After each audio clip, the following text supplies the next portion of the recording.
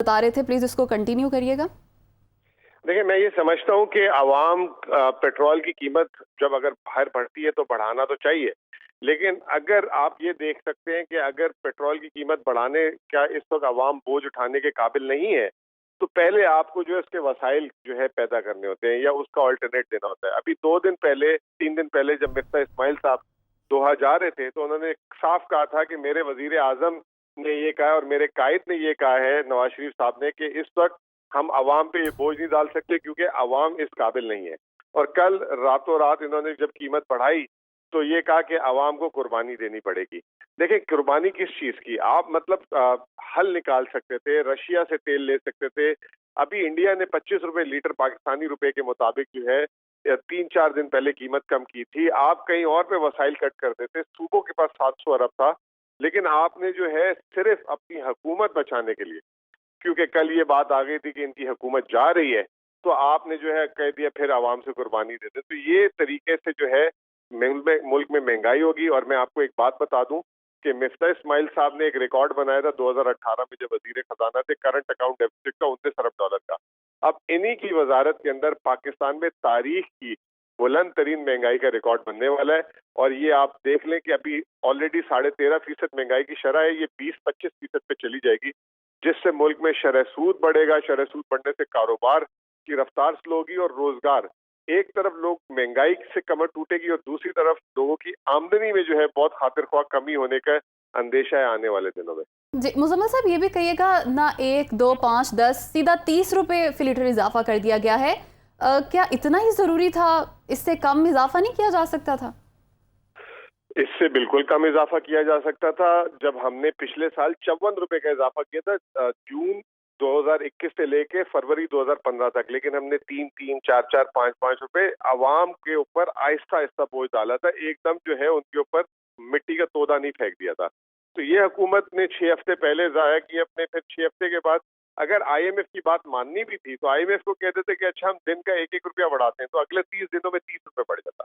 तो मतलब आवाम भी आहिस्ता आहिस्ता एडजस्ट कर लेती, हर कोई ऊपर नीचे। अब सुबह जो आदमी घर से निकला है उसको सीधा अगर किराया उसका महंगा हो गया, पेट्रोल महंगा हो गया।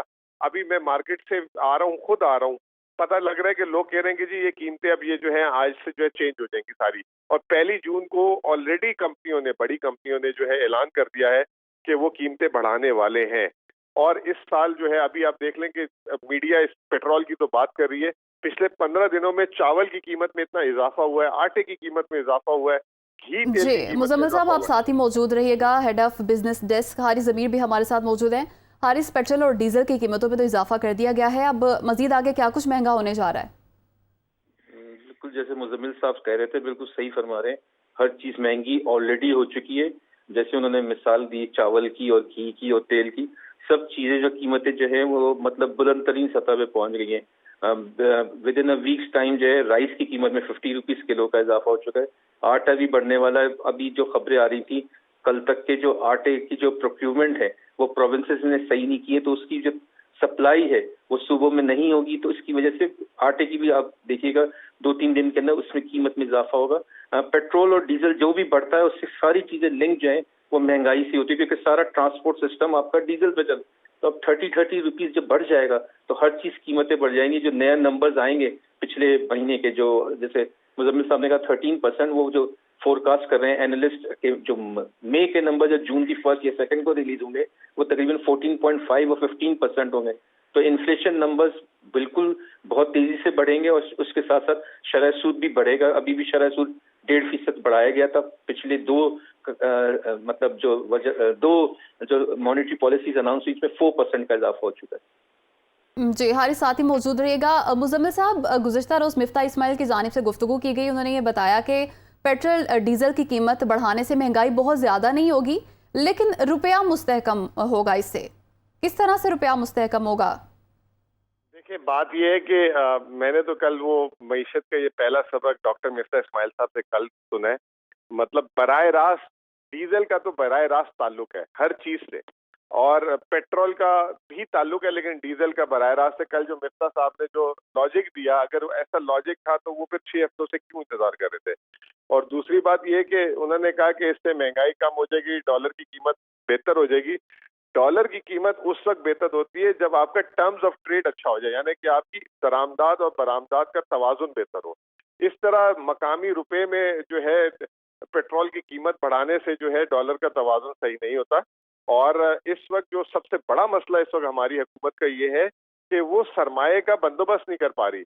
अब आप कल देखें कि कितनी शर्म की बात है कि आपके मकामी बैंकों ने हुकूमत को मना कर दिया कि हम आपको पैसा नहीं देंगे तेल के लिए।